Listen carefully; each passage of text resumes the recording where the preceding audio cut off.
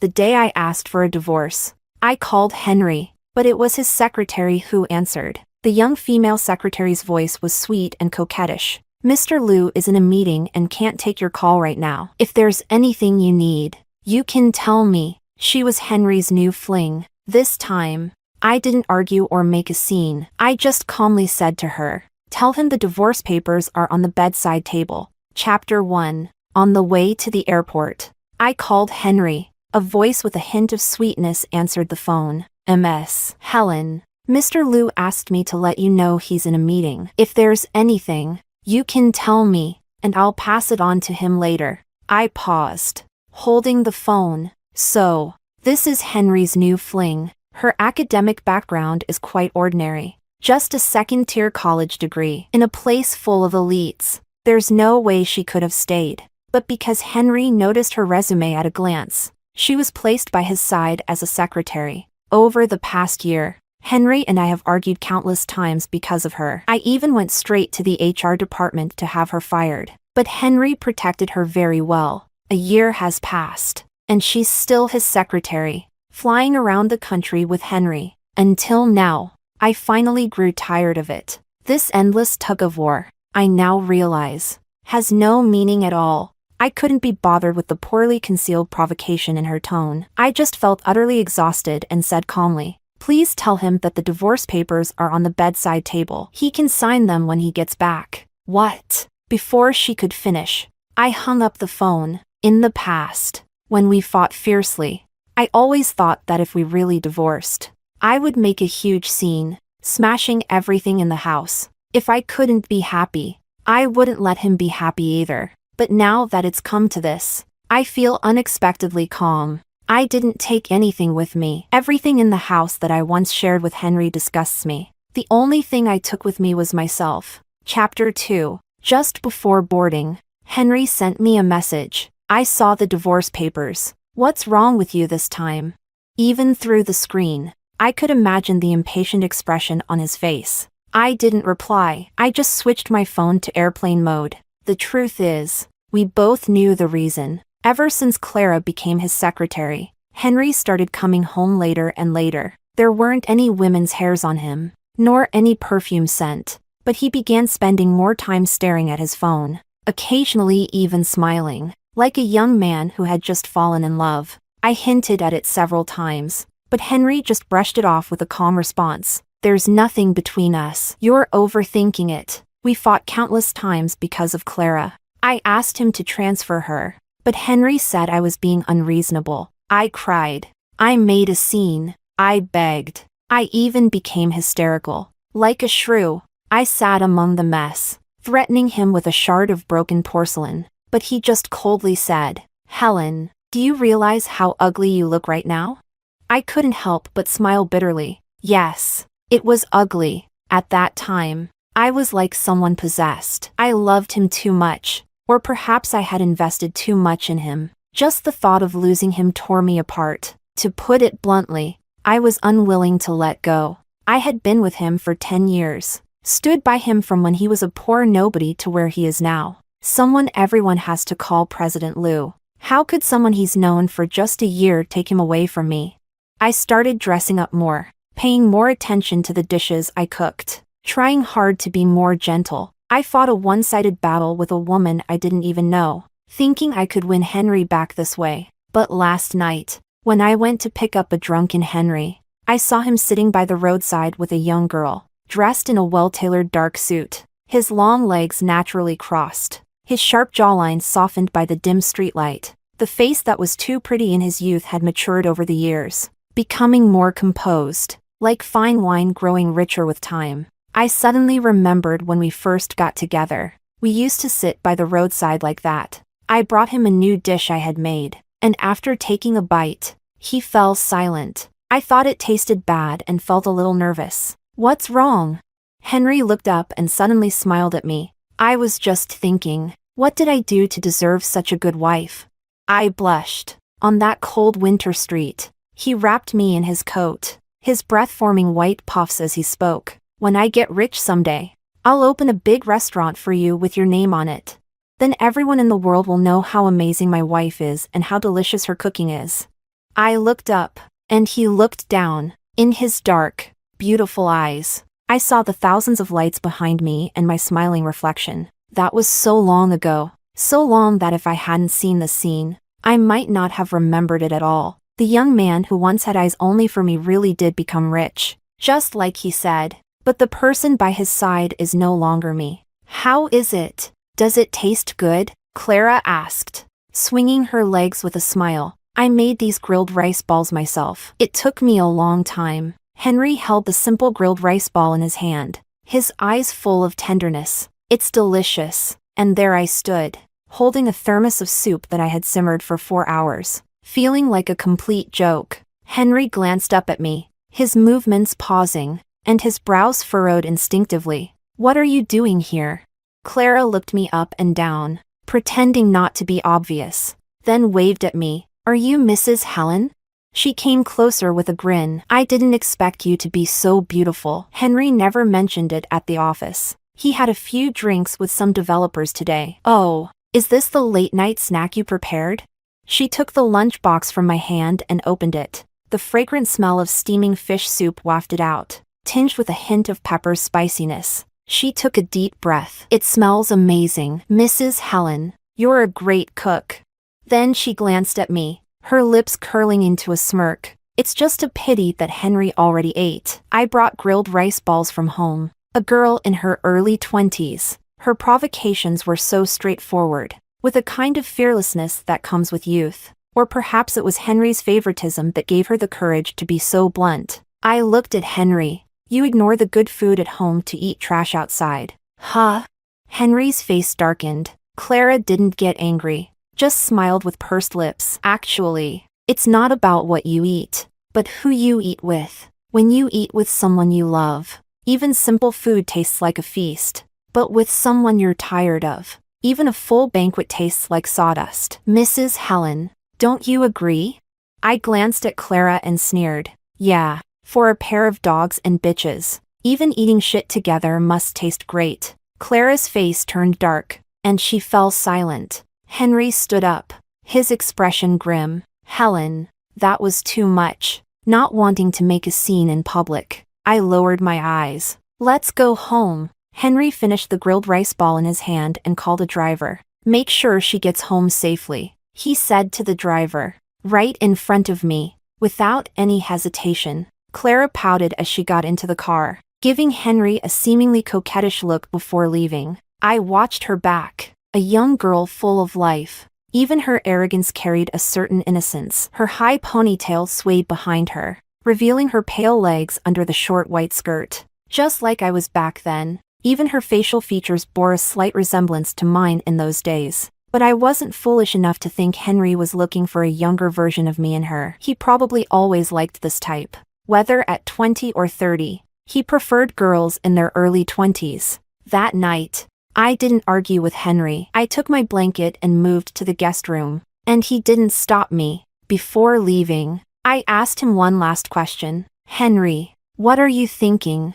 I had loved this man for 10 years. Even if this relationship was doomed, I wanted to understand why. Henry pulled a cigarette from the pack and held it between his fingers. After a moment of silence, he suddenly said, Helen, I'm tired. The orange flame flickered in the air as he took a deep drag, exhaling white smoke, then turned to look at me. I'm tired of you revolving around me every day, always asking me what I want to eat. Eat.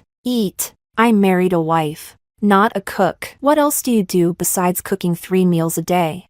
I stared at him for a moment, watching as the white smoke blurred his face. The boy who once held me and said his dream was to eat my cooking for the rest of his life had faded away with the smoke. In that moment, I finally realized. The young man I loved had long been ground down and disappeared in the sands of time. The man standing in front of me was no longer the lover I remembered. I didn't say another word and turned to leave. Chapter 3. The next day, Henry went to work as usual. Regarding what happened yesterday, he didn't explain a single word to me. Perhaps he didn't think it was necessary. From his perspective, I might still swallow my anger and act as if nothing had happened. But I poured that bowl of fish soup, which no one had drunk and had already cooled and become fishy, into the toilet. and directly went out to file for divorce. Marriage is actually no different from cooking. I suddenly realized, if I can't eat this dish anymore, then I won't eat it.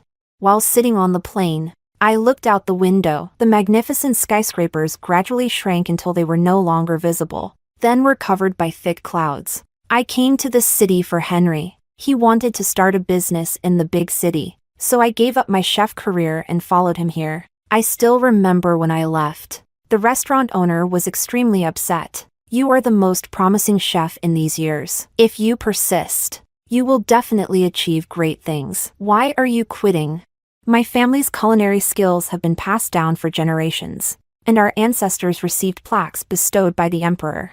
I also wanted to carry forward the Koo family recipes, but at that time, my heart and eyes were all on Henry. My parents passed away early. I only learned half of the recipes before they died in a car accident. I was raised by my grandmother. After my grandmother passed away, I had no other relatives left in this world. Sometimes I wonder if it's because there were too few people in my life that I cherished Henry so much, and was willing to make endless compromises to keep him. He often skipped meals because of meetings, and I cooked for him 3 times a day at home, to accommodate his schedule. I gave up my own dreams and became a housewife. The former passion and dreams slowly drifted away from me, leaving only the mundane daily necessities. But I didn't mind, because I loved him. I naively thought that as long as we loved each other, everything would be fine. Looking back now, it was truly foolish. It turns out that he couldn't be kept, no matter how much I tried. Just like the lyrics say, sand that can't be held, it's better to let go. After not returning home for several years, my hometown had changed. The exterior walls of the old neighborhood had been repainted, and the neighbors had become new faces. Only the street in front of the door remained as lively as ever. In the evening, the air was filled with the aroma of barbecues and beer. I bought a bunch of ingredients, planning to cook a good meal to treat myself. Henry couldn't handle spicy food due to his stomach issues. Over the years, I had always accommodated his tastes and rarely ate the spicy dishes I liked. While sitting on the bus, I was contemplating how many dishes to make tonight when someone suddenly leaned onto me. Startled, I looked up and saw a young boy wearing a black hoodie, his head down so I couldn't see his face. His black hair was damp with cold sweat, sticking to his forehead as he leaned against me. A faint scent of tobacco mixed with lemon lingered around my nose in the stuffy bus compartment. Sorry. He opened his mouth and weakly said, low blood sugar. Do you have any sugar? I hurriedly tore open the packet of white sugar I had bought for cooking at the supermarket. Is this okay?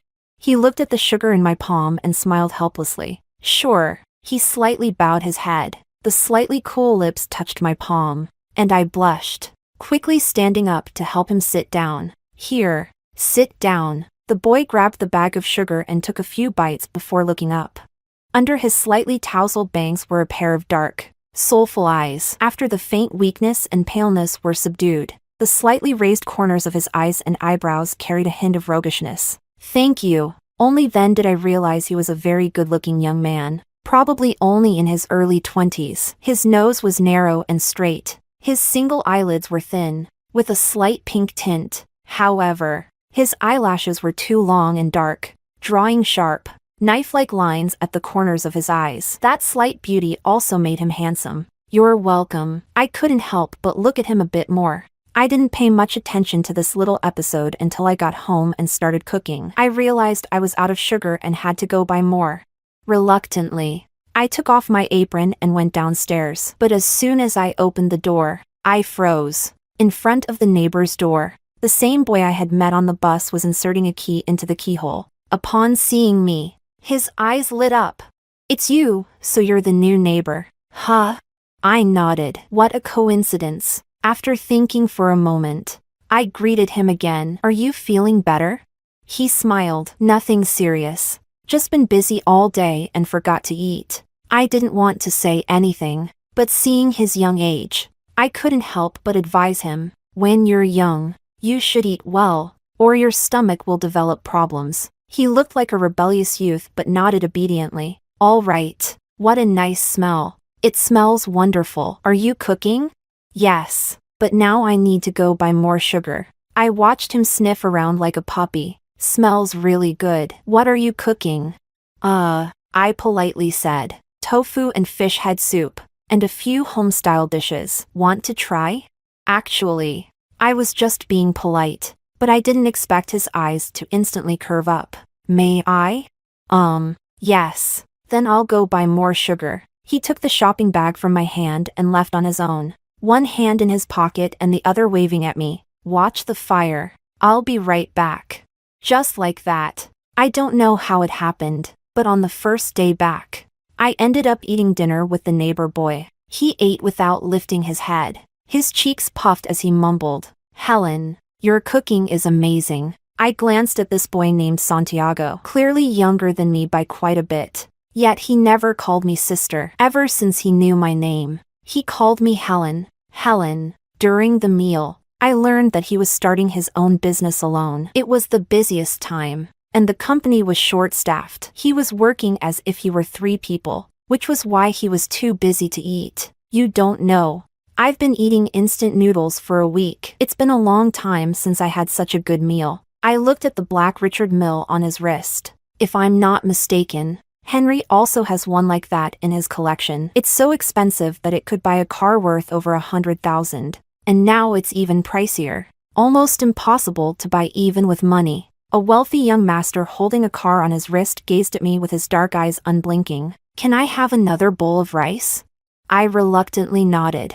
That night, I planned to save a pot of rice for tomorrow's fried rice. But Santiago ate almost all of it. His appetite was shocking. Several times, I couldn't help but examine his stomach, trying to see where all the rice had gone. He probably felt a bit embarrassed. After washing the dishes himself, he peeked out from the kitchen and asked, "Do you need me to do anything else?"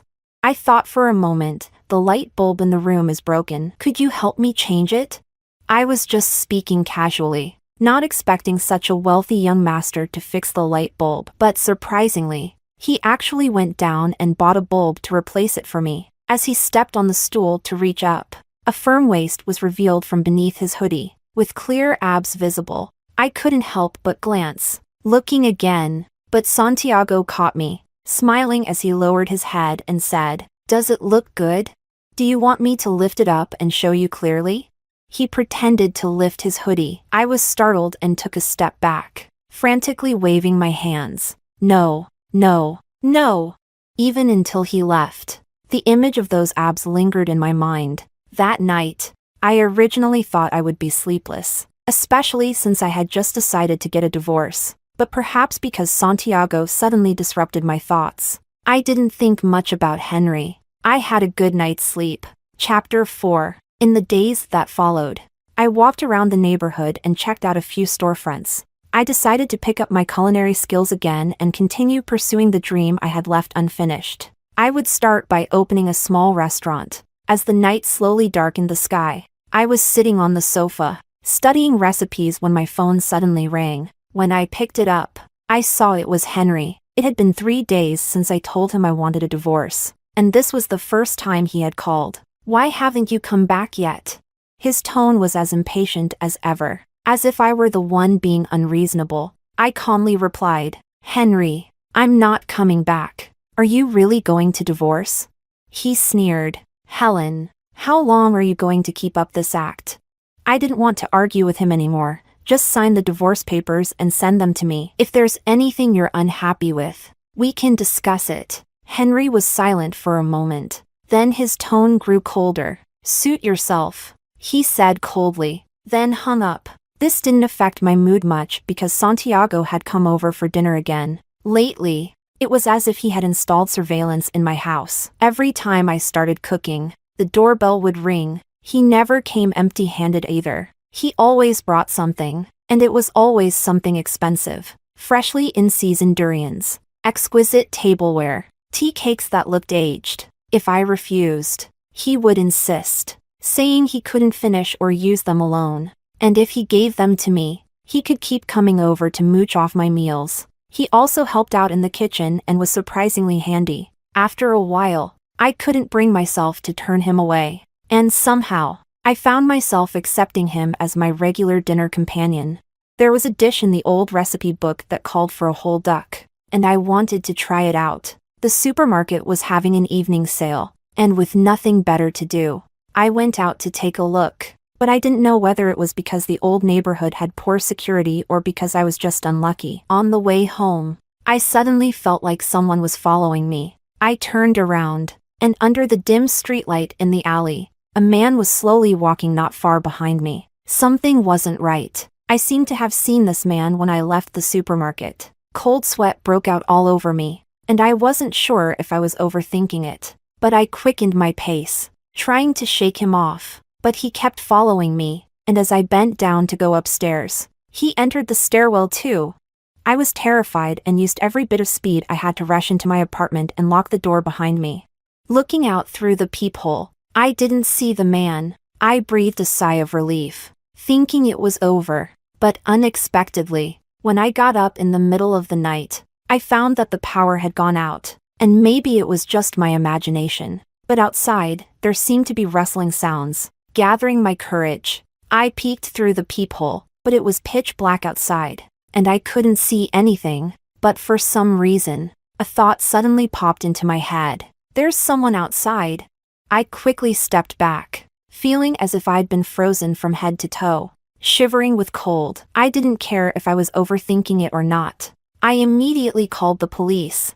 The police station was a bit far from my house, and the officer on the line said it would take about 20 minutes to arrive, advising me to stay safe. The noise outside was getting louder, and I was so scared that tears started to well up in my eyes. Instinctively, I opened my phone and dialed Henry's number. He answered quickly. "Hello?" Leaning against the locked bedroom door, I whispered tearfully, "Henry," but before I could finish, he interrupted me, his tone mocking. "Regret it? Helen, weren't you so tough before?" My whole body was trembling, and I couldn't care less about his attitude. "Henry, someone's trying to break into my door. I'm so scared." "Could you?" But what could he do? I was just seeking comfort from him out of habit in the scariest moment. But Henry laughed. He sneered. "Helen, if you're looking for an excuse to back out, at least come up with a more believable one." The words got stuck in my throat. I was silent for a long time before hanging up the phone. It wasn't exactly disappointment. I stared at the screen glowing with white light. I was already planning to divorce him. His reaction didn't seem that surprising, but for some reason, I suddenly felt very tired. My heart empty, as if a cold wind could blow right through it. Even the fear seemed to numb as the exhaustion set in. The noise outside seemed to have stopped. But moments later, I suddenly heard a man's cold voice. "What are you doing?" It was Santiago's voice. Then there was the heavy thud of something hitting the ground. I quickly unlocked the door and rushed out. I saw Santiago standing there, shirtless, wearing only gray pajama pants, glaring down at the small, sleazy-looking middle-aged man he had thrown to the ground. "I asked you a question," he said coldly. "What the hell are you doing trying to break into someone's house in the middle of the night?"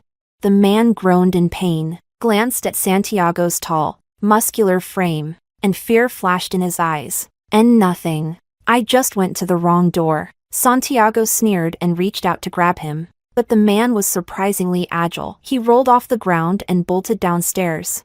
Cursing, Santiago vaulted over the railing, catching the man by the collar, but the man wriggled out of his shirt, leaving Santiago holding an empty garment. "Shit!" Santiago cursed, then glanced back at me, still standing in shock, and chose to return to comfort me instead.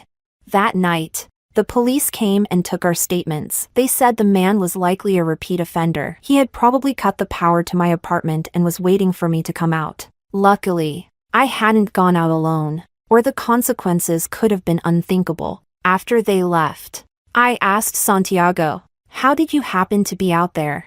"I was just working out." He was still annoyed about not catching the guy. "I heard something outside, so I came out to check." "Thank you. If it weren't for you, I really don't know what would have happened." I thanked Santiago, my face pale, and after looking at me for a moment, he suddenly reached out and hugged me. His presence completely enveloped me, his slightly hot body temperature transferring through the thin fabric of my nightgown. I should have pushed him away, but at that moment, His embrace genuinely soothed my nerves. We stood there in the dimly lit hallway, holding each other. His back was smooth and firm, radiating warmth. The scent of tobacco lingered in the thickening air, wrapping around me like a web. Something indescribable seemed to be brewing. My heart suddenly started racing for no reason, and feeling a bit awkward. I pushed him away. "Thank you. Wait for me," Santiago said, his expression unchanged. As he returned to his apartment, he came back with a pillow and a blanket.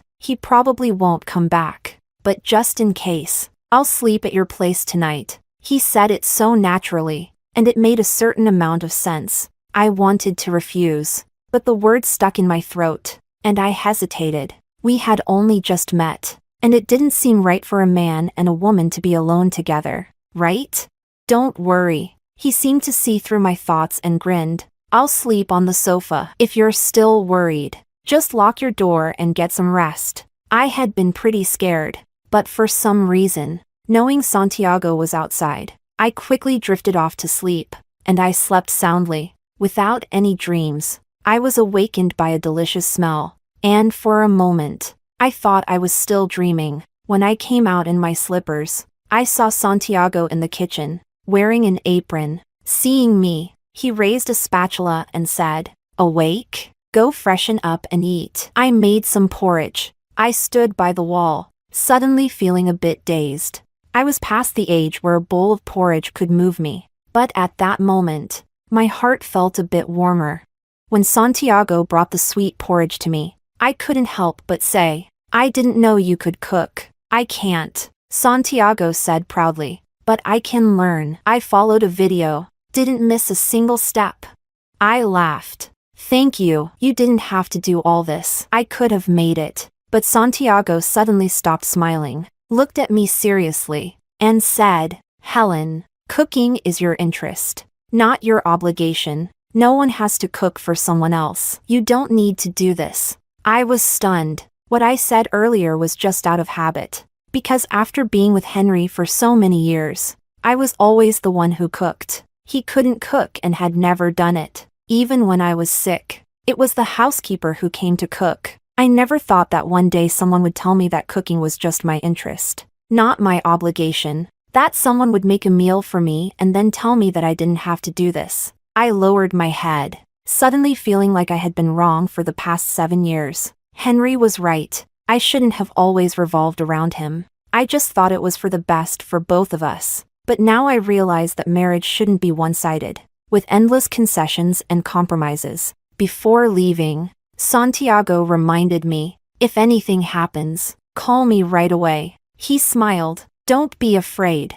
I'm here." Chapter 5. The small shop slowly started to get on track. The decor was all done according to my taste, and there weren't many tables and chairs because, for now, I'm the only one running the place. I plan to finalize the menu and pick an auspicious day for the grand opening. The days spent working on the menu were fulfilling, and it wasn't until my phone's security app sent a notification that I suddenly realized I hadn't thought about Henry in a long time. The notification showed that a stranger had entered my house, so I casually opened the app to check. Clara was helping a drunken Henry, struggling to get him onto the sofa. Henry's brows were furrowed, and he was slightly hunched over. His stomach was acting up again. "It hurts," he murmured. "Medicine." Clara rummaged through the drawers, unable to find his medication, and in desperation, she ordered some medicine through delivery. She gave Henry some warm water. "The medicine will be here soon.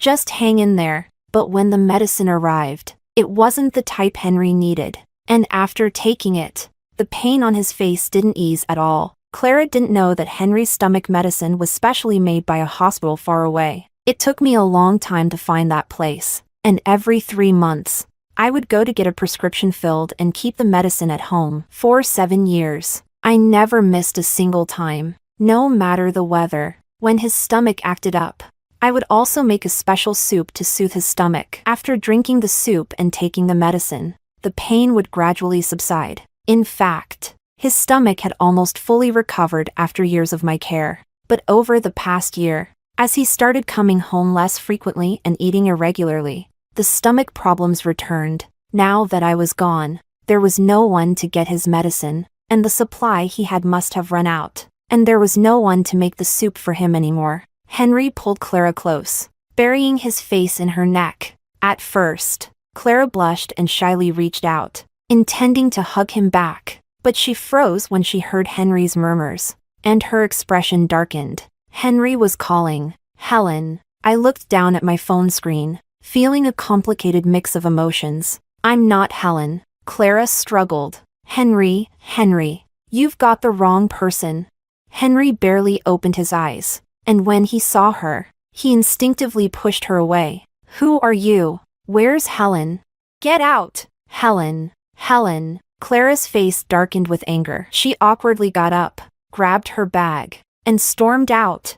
I put down my phone and closed my eyes. In the early hours of the morning, the noise from a passing truck woke me up. I groggily opened my eyes, and when I picked up my phone to check the time, I noticed that Henry was still sitting in the living room. He looked like he had sobered up, just sitting there quietly in the dark living room, looking strangely lonely. After sitting for a while, he got up and searched the drawer for his stomach medicine. But, as expected, the medicine was all gone. The drawer was empty. He crouched there for a while, lost in thought. After a long time, he simply sat down on the floor and lit a cigarette. Smoking would only make his stomach pain worse, but he didn't seem to care anymore. I didn't feel particularly satisfied or vindicated. In fact, I was a bit disinterested. After watching for a while, I put my phone down. It wasn't until I woke up the next morning that I realized Henry was still sitting in the living room. The floor around him was littered with cigarette butts.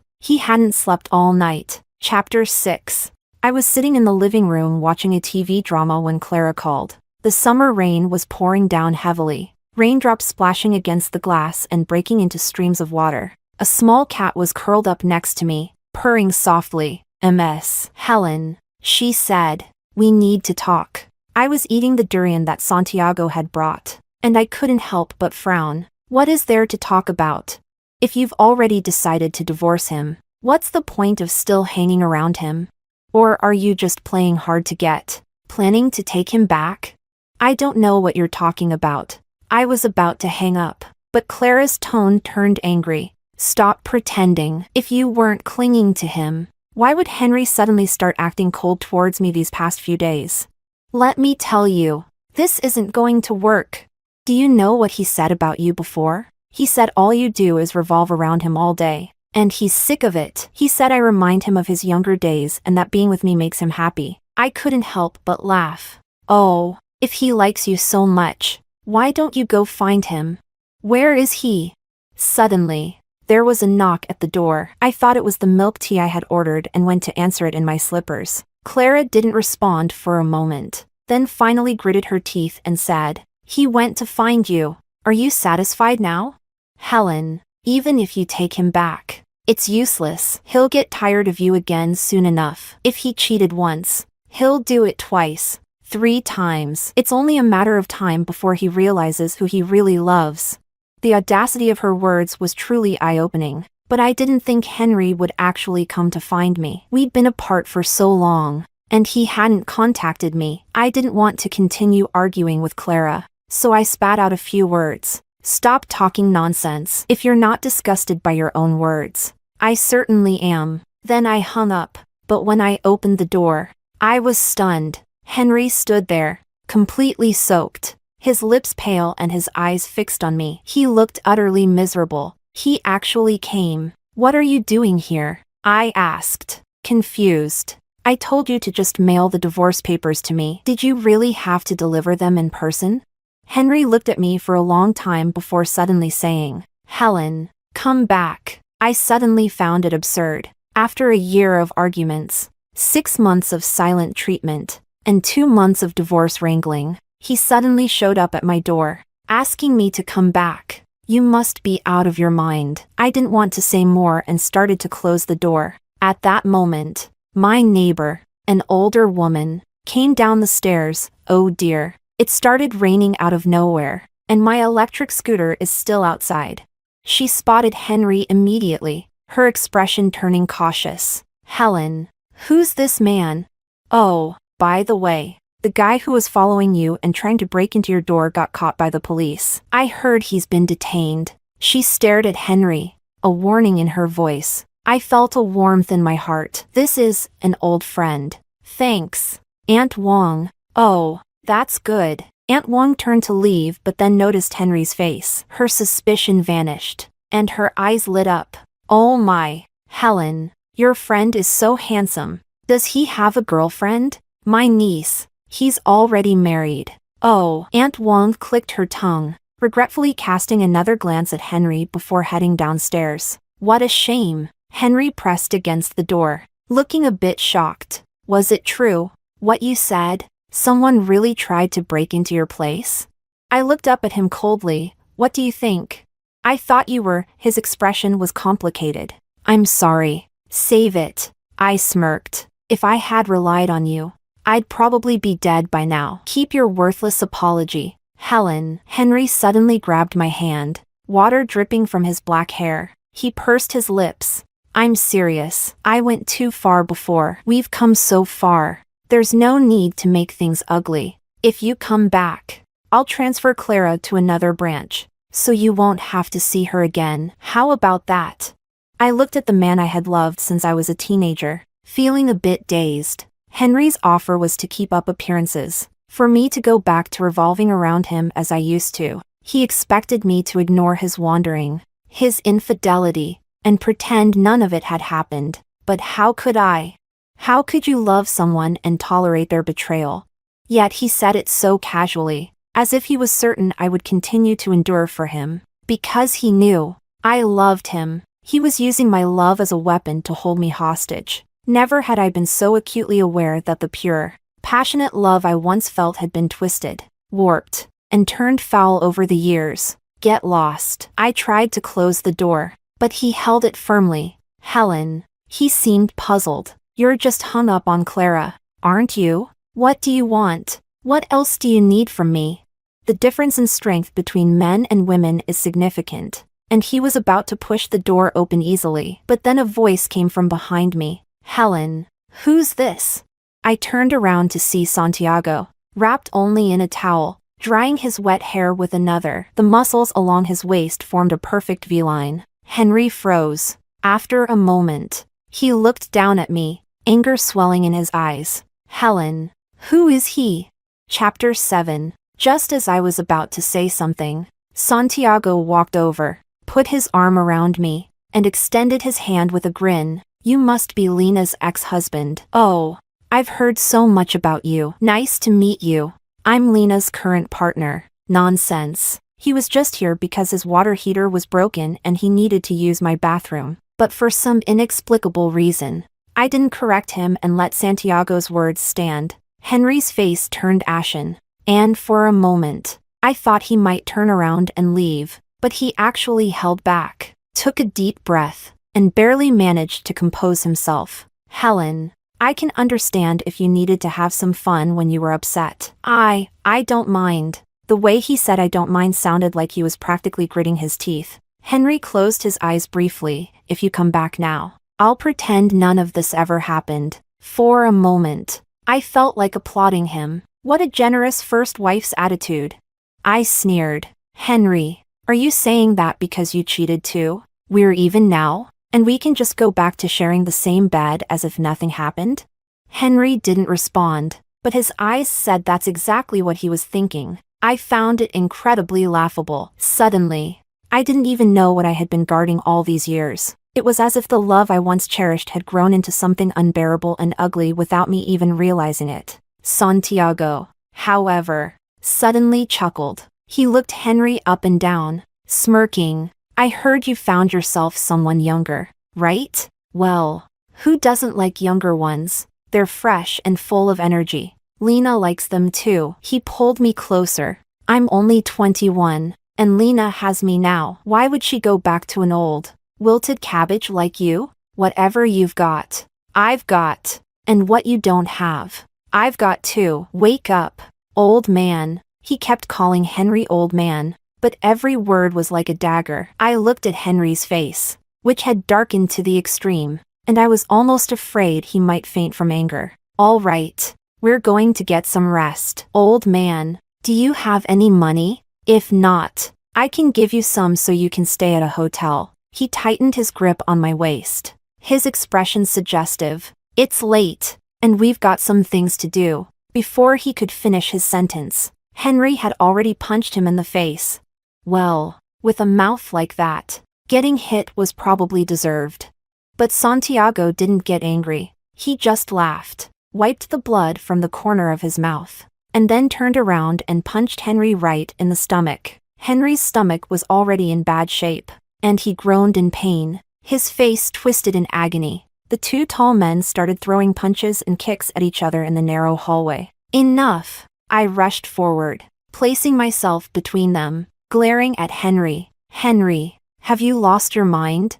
The fierceness Santiago had shown earlier vanished in an instant. He grabbed my arm and shook it, pretending to be aggrieved. Lena, did you see that? He hit me. It hurts. You're protecting him? Henry seemed to find it absurd, not even bothering to wipe the blood from his face, as he suddenly erupted. Helen, we've been together for 10 years, and you're protecting him right in front of me? You've only known him for a few days. Yeah, and didn't you protect Clara right in front of me before? I chuckled lightly. Henry, don't come and disrupt my life anymore. It's over between us. Henry stared at me in disbelief. Santiago had hit him several times, and he hadn't reacted much. But after I said that, his body suddenly slumped as if all the life had been drained from him. Fine. After a long pause, he forced a bitter smile. Helen, you're really something. I'm leaving. With that, he staggered down the stairs, the dim hallway light casting shifting shadows over his face as he went. I stood there, feeling a sharp, tingling pain deep in my heart. Thanks for today. I tried to maintain my composure, but my voice still trembled a bit. Let me put some medicine on your wound. I pulled Santiago into the living room, using a cotton ball soaked in iodine to disinfect the cut on his lip. He looked down at me, his handsome face now carrying a hint of toughness from the wound. We were very close, our breaths mingling, and I could smell the scent of my shower gel on him. Does it hurt? I asked. I meant what I said. Santiago suddenly spoke up. Helen, consider giving me a chance. I looked up, and his gaze was unfiltered in its intensity. I'm good looking. I come from money, and I'm young and capable. Helen, I would never treat you like your ex-husband did. Give it a try with me. I couldn't help but laugh. This guy always speaks so bluntly, narcissistic like a rogue. What's so funny? Santiago looked a bit displeased.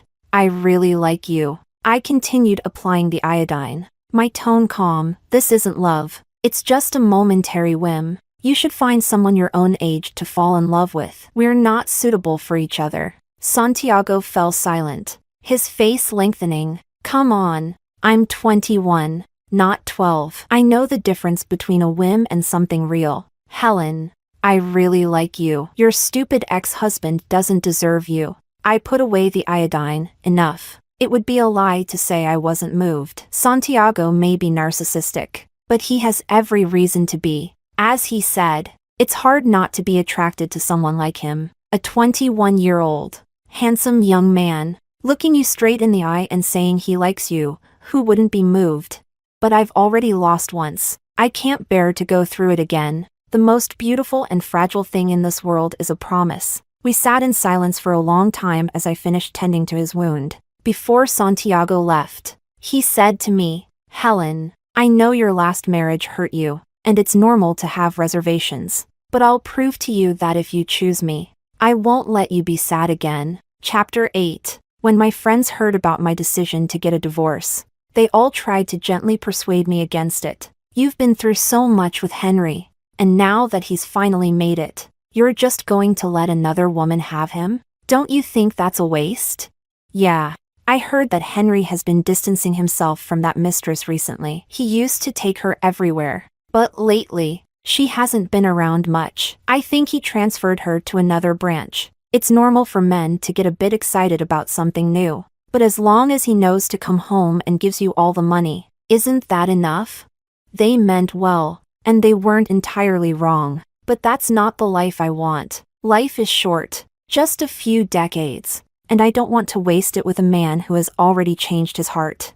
When I returned to Beijing, I felt a bit disoriented. I had only been away for a few months, yet everything felt strangely unfamiliar. Henry came to pick me up, and the wounds on his face had almost healed. We barely spoke during the drive. It wasn't until we got out of the car that he said quietly, "Thank you." I nodded. "Your grandmother was always very kind to me. It's only right that I came to see her." Henry's grandmother was gravely ill, and her only remaining concern was her children and grandchildren. She said she really wanted to see me and Henry. Because of her condition, Henry asked me not to tell her about our impending divorce just yet. I agreed. Henry's grandmother had indeed been very good to me. I still remember when we were dating, and she came to visit. She learned that I liked eating cured meat. So every year, she would smoke a large batch and send it to me. She was already quite old then, and her family advised her not to overexert herself. But she would just smile and say, "Lena loves it." In just a few months, she had become frail and emaciated, her face lined with deep wrinkles. Those eyes that were always half-closed finally brightened when she saw us. She slowly reached out with her rough, thin hand to hold mine. "Lena, you're here?"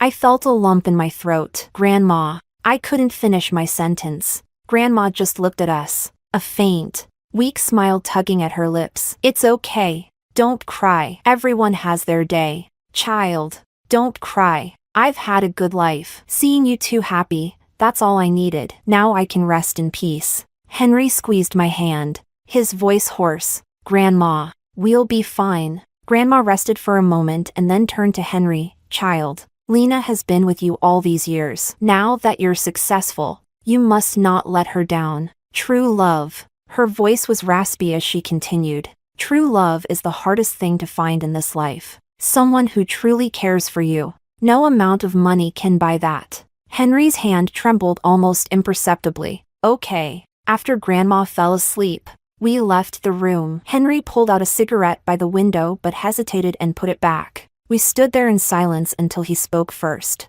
"Helen, I realize now where I went wrong. I thought I was tired of the same routine, the endless meals, but now I understand how much effort you put into all of this. While you were gone, I did a lot of thinking. I wasn't truly in love with Clara. It was just a fleeting attraction. I've already broken up with her. I promise I won't make that mistake again. Let's reconcile. Go back to how we were before. We can have a child, and the three of us can be a happy family." There was a strange hope in his eyes, as if he really believed in the happiness he was describing. But I just found it laughable. Have a child, and let them inherit the genes of a cheating scumbag? The smile froze on Henry's face. He sighed. "I know I've hurt you deeply, Helen. It's okay, though. You've waited for me before. This time, I'll wait for you. I'm not giving up." I was disgusted and was about to go back to see Grandma one last time before leaving. But then I heard the sharp sound of high heels approaching, followed by an angry voice. "Henry, you broke up with me just to get back with her?" I turned around to see Clara storming in. A vein throbbed on Henry's temple. "What are you doing here?" Clara's voice wavered with emotion. "Henry, were you planning to dump me after you were done? Let me tell you, that's not happening. And let me tell you, we're finished." Henry's tone shifted from tender to cold and impatient. "Haven't I given you enough? I'm never going to divorce Helen and marry you. So give up on that idea." Clara stared at Henry, tears streaming down her face. "Henry, I'm pregnant. Then get rid of it." Henry's expression didn't change. "I have a wife. I don't need an outsider giving birth to a bastard child." Clara staggered back in disbelief, tears flowing uncontrollably, as if she couldn't comprehend how someone she had been so close to could suddenly turn so cold. I watched coldly, not surprised in the least. Henry was fundamentally selfish. He didn't truly love me, nor did he love Clara. He only loved himself. If he could easily discard someone he had loved for 10 years, what chance did Clara, who had only been with him for less than a year, have? Just as I thought Clara would leave in despair, she gritted her teeth and suddenly pushed open the door to the hospital room. With a loud bang, Grandma woke up with a start, and Clara rushed in. She threw herself beside Grandma's bed, pointing at me as she cried out, Grandma, Henry and she are already divorced. I'm your real granddaughter-in-law now. Henry wants to abandon me. Grandma, please help me. I'm already carrying his child. She pulled out an ultrasound from her bag and shoved it in front of Grandma's face. Look, Grandma, it might be a boy. This could be the Liu family's great-grandson. Grandma frowned deeply at Clara's shaking. She slowly lifted a trembling hand, pointing it at Henry as if she wanted to say something. Clara choked out, Grandma, please talk to Henry. This is his child. How can he be so cruel as to get rid of his own child? Grandma's face turned red with distress. I could tell something was wrong and stepped forward to pull Clara back. Clara, let go. Grandma's hand froze in midair. She stared at Henry, her face losing color inch by inch, turning ashen. Her hand suddenly dropped, lifeless. Everyone was stunned by the scene, and a moment later, I shouted, Doctor! Doctor! Grandma didn't make it. The doctor said she was already at the end of her life. With proper care, she might have held on for a few more days, but the sudden shock was too much, and she couldn't take it. Clara seemed just as shocked by what had happened. She stood in the corner, petrified. She probably thought the old lady valued bloodlines and wanted her to persuade Henry to stay with her. She timidly reached out to tug at Henry. Henry. Henry slowly turned, the air in the room seeming to freeze. His face was contorted with fury, more terrifying than I had ever seen. Slap. The sound of the slap echoed as Clara was sent flying half a meter away, crashing hard to the ground. Her lips split open, blood oozing out. She held her face, staring blankly at Henry. Henry's voice was cold as ice. Get out! Henry's father then stepped forward, eyes red with anger, and kicked Henry hard. This is all your fault. You had a good life, and you had to ruin it by messing around outside. And you brought all this drama to your grandmother's deathbed. You drove her to her grave. The tragic scene dragged on into the night. Henry's father was determined to beat him to death, and Clara kept trying to protect him. Henry kept telling Clara to get lost, while Clara kept crying that she was carrying Henry's child. I was too exhausted and left first. Whatever the outcome, it no longer concerned me. I was just heartbroken for Grandma, a kind and loving woman who couldn't even pass away peacefully. Chapter 9. A few days later, Grandma's funeral was held. I paid my respects and left shortly after. Henry's mother grabbed my hand, tears choking her words. I patted her hand gently. The Liu family was actually very kind, but our fate had run its course. After returning home, I focused on preparing for the restaurant's opening. The space isn't big, but there's still a lot to prepare. Thankfully, Santiago has been helping me, which has saved me a lot of trouble. On the day of the first snowfall, while tidying up the house, I came across a metal box. When I opened it, I found it filled with letters Henry had written to me back in the day. Back then, we were just in high school and didn't have cell phones, so we communicated by writing letters every day. I paused for a moment and picked up one of the letters. Helen, let's walk to school together tomorrow. There's a girl who keeps bothering me, and I told her I have a girlfriend, but she doesn't believe me. It's so annoying. My mom made dumplings today, and they were delicious. Come over for dinner tomorrow. Today, the teacher called me in about our relationship. She said we're too young, that it's just a passing phase, and we'll break up in a few days. What nonsense. We'll always be together. Forever. Helen, let's bury a time capsule together. David gave it to me, and tomorrow's the weekend, so we can go out and do it. As I read the letter, a memory suddenly came to mind. When we were 18, Henry and I buried a time capsule together under the camphor tree at school. We wrote messages to our future selves and agreed to dig it up 10 years later. If I'm not mistaken, this year is the 10th anniversary. I couldn't quite remember what we wrote back then. Feeling a mix of emotions, I decided to go dig it up and see, but as I was heading downstairs, I stopped in my tracks. Henry was standing outside, covered in a thick layer of snow. He looked like he had been standing there for a long time. What are you doing here? I asked, frowning instinctively. Henry's lips moved slightly. Helen, I came to apologize. I've thought about it for a long time, and I realized I still owe you a proper apology. I lowered my head and started walking past him. It's not necessary. The best apology you can give me is to stay out of my life. He grabbed my arm, his eyes bloodshot. Helen, what do I have to do to make you come back? I was about to shake him off. But then, for some reason, I reached into my pocket and pulled out one of the letters he had written me and handed it to him. I'm going to dig up our time capsule from back then. Do you want to come with me?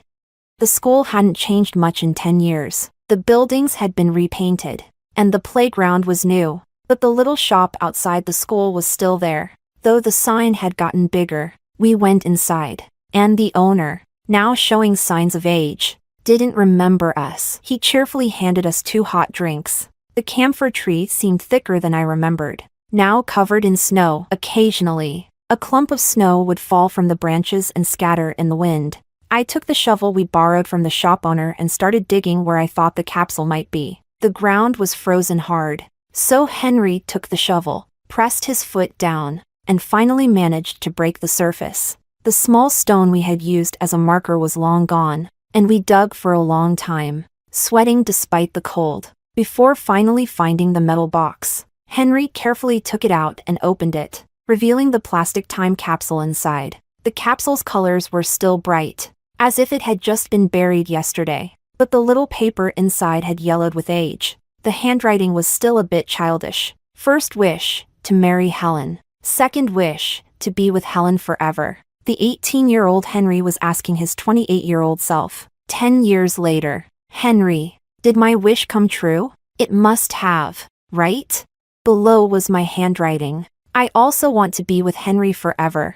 The words of our youth seemed to echo in my ears. But 10 years later, everything had changed. Henry stared blankly at the note in his hand, as if the swirling snow had frozen him in place. After a long time, his fingers started to tremble, and when he looked up, tears began to fall. Helen, his voice was raw with pain. I understand now what you wanted. I smiled faintly, then tore the note into pieces and tossed them into the wind. The fragments were carried away, swirling in the snow, disappearing from sight. Back then, I could never have imagined that our 7-year marriage would end in such a messy, heartbreaking way. The promises of our youth felt like arrows, piercing through the years, striking deep into our hearts. 10 years ago, Helen, your wish didn't come true. Henry and I are going our separate ways now. I brushed the snow off my hands and stood up. Let's go. But Henry grabbed me, falling to his knees in the snow.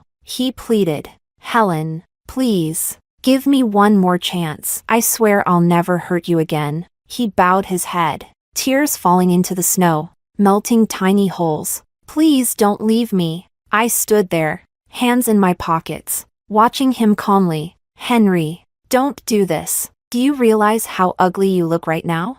When I finally turned to leave, I saw that Henry was still kneeling in the snow. Snowflakes were falling on him. Chapter 10. Santiago disappeared. One day, I just couldn't reach him anymore. Just as suddenly as he had appeared in my life, he vanished on a snowy day. After that, I never saw him again. I suppose I was sad for a while, but having already gone through what happened with Henry, and considering that Santiago and I hadn't known each other for very long, I eventually let it go. I figured he was so young that the things he said were probably just spur-of-the-moment feelings. We were never really from the same world, and after our brief intersection, we naturally returned to our separate lives. Fortunately, my restaurant finally opened, and I named it Koo's Cuisine. I plan to expand the business in the future and rename it Koo's Restaurant. The customers were full of praise for my cooking. In just a few days, the restaurant became incredibly popular,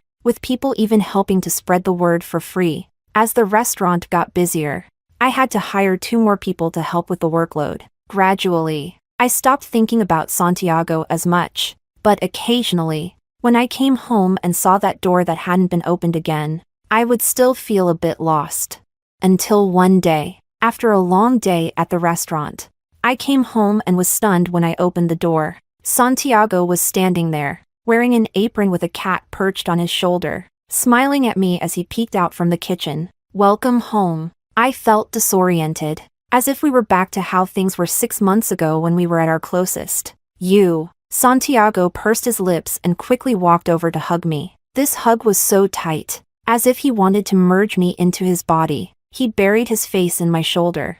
I'm sorry. That day, my father suddenly sent people to take me back. He said his health was failing and insisted I return to the family and marry someone to inherit the family business. I refused. So he had my phone taken away and locked me up at home, saying he wouldn't let me out until I changed my mind. I wanted to contact you so badly. I tried to escape several times. He rolled up his pant leg, revealing horrible scars on his calf as he smiled bitterly. I tried to climb down from the second floor, but they caught me and brought me back. I was a bit stunned and instinctively reached out to touch those scars. Does it still hurt? Santiago's gaze softened. It hasn't hurt for a long time. How did you get out? The game I was working on was almost finished, even after I was taken back. My team launched it as planned, and it became a huge hit. It made over 80 million yuan shortly after launch, and the revenue kept growing. I went on a hunger strike to protest, and my father eventually had to give in. He saw that I had my own career now, so he had no choice but to compromise. He said I could hire a professional manager to handle the family business from now on. He spoke lightly, but I could see that he had become thinner and his face looked worn out. It was clear that the struggle hadn't been as easy as he made it sound. Santiago held me tightly and murmured, "Helen, what should I do? I broke my promise. I said I would wait for you, but then I just disappeared. You must have been so sad." I didn't say anything, just patted his back gently. Snow began to fall outside again, and Santiago's voice caught in his throat. "You have no idea how much I missed you. My father wanted me to marry someone I didn't even like. I was terrified that while I was gone, you would get back together with your ex-husband or that someone else would steal you away." I teased him. "Yeah, my ex-husband has been begging to get back together. I've been considering it these past few days." Santiago didn't react, just stared at me with those sharp eyes. He had single eyelids, and when he looked down at someone, the corners of his eyes slanted up sharply, giving him a somewhat domineering look. For once, he didn't get angry. He just said calmly, "Come eat." I made beef stew with red wine, but when he took out the bottle of wine he used for the stew, I nearly spat out my food. A bottle of wine worth 30,000 yuan, and he used it to make beef stew. I was heartbroken. "You're such a spendthrift." Santiago just shrugged and said nonchalantly, "This kind of wine wouldn't even make it into my family's wine cellar, but there's still more than half a bottle left. So let's not waste it. Let's drink it." I didn't suspect anything. That night, we drank so much that I lost count. We had planned to finish the half bottle that was left, but somehow we ended up opening another bottle. By the end of it, I was crying and laughing, not even sure what I was saying, almost ending up under the table. Santiago held me up, letting me lean against him, responding to everything I said with a soft When I opened my eyes again, it was the middle of the night. My head was still a little fuzzy, and I hesitated about whether I should go to the bathroom. Santiago emerged from the bathroom, loosely wrapped in a towel, water dripping from his well-toned muscles. I was still groggy, my thoughts wandering. Hadn't he been locked up? How did he manage to keep in such good shape? But soon I realized something was wrong. Santiago stood by the window, looking down at me, and with one hand, he pulled off the towel. The moonlight cast shadows on his face, his sharp, handsome features taking on a sinister edge. Although his expression was neutral, I couldn't help but feel a shiver run down my spine. "What are you doing?" I propped myself up, instinctively shrinking back. Santiago smiled, revealing a set of gleaming white teeth. Chapter 11. My neck was bitten, sharp teeth pressing against my vein, making my whole body tremble uncontrollably. Santiago intertwined his fingers with mine, holding our hands together tightly. His movements were gentle and tender with his upper body, but below, he was relentless, advancing with determination. I opened my eyes in a daze, and Santiago leaned down to kiss away the moisture at the corners of my eyes. His actions were so forceful that it felt like he wanted to break me. Yet his voice was incredibly gentle. "Who's better, me or your ex-husband?" he asked. I couldn't find the words to answer. He laughed. The storm that followed nearly drained my mind dry. I had to cling to his arm, his firm muscles slightly damp, with a drop of sweat falling into the hollow of my neck. Am I better? Or is he better? He pushed harder, his voice even softer, as if he was really seeking my opinion. I bit down hard, feeling like my body was a small boat in a storm, tossed helplessly by the waves. Answer me. Santiago propped himself up, one hand gripping my chin. He smirked, still thinking about getting back with him? I couldn't take it anymore and broke down, crying out, "You're better. I won't get back with him." Good girl. He gently brushed aside my sweat-dampened bangs, like a satisfied master praising his prized possession. Can we take a break? I pleaded. I have to open the restaurant tomorrow. My customers are waiting for me. I can't. He didn't respond, just leaned down again. The moonlight fell on his back, highlighting the defined muscles. He was like a predator, endlessly enjoying his prey. Youth is terrifying. That was my last thought before I lost consciousness. Chapter 12. I didn't end up with Santiago. The next morning, when he asked for a commitment and didn't get it, the look in his eyes made me feel like he was ready to devour me alive. But I'm truly afraid of the promises made by young men. I'm scared that one day Santiago and I will end up like that too.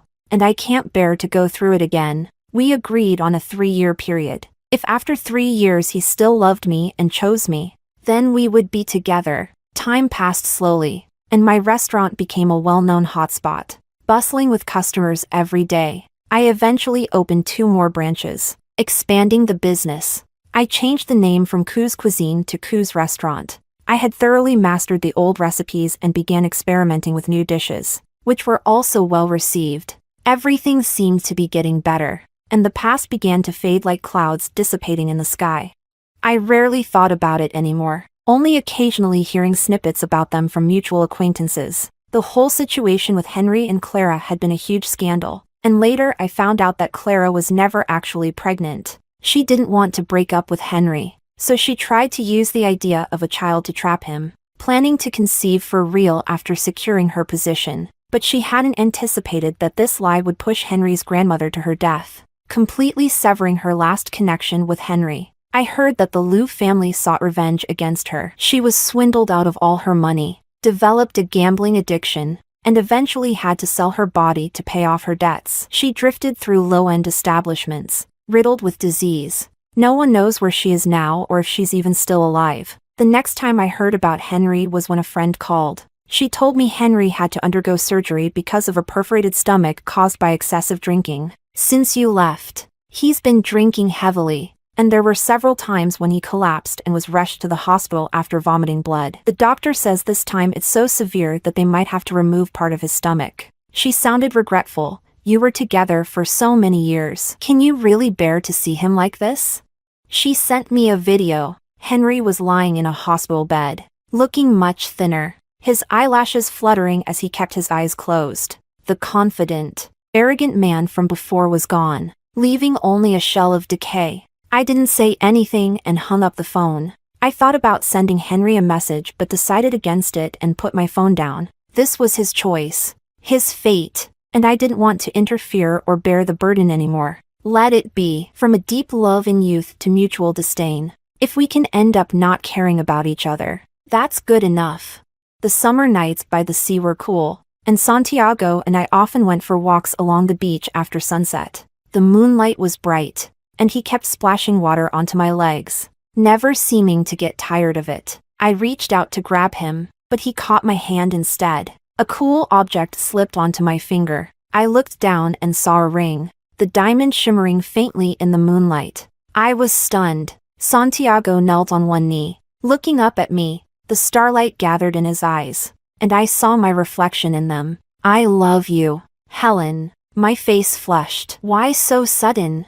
He said he loved me every day, so I had gotten used to it and didn't pay much attention. I didn't expect him to suddenly do this today. I mean it, he said seriously. Helen, 3 years have passed, and I still love you. I love you even more than I did before. I've made up my mind. Let's get married.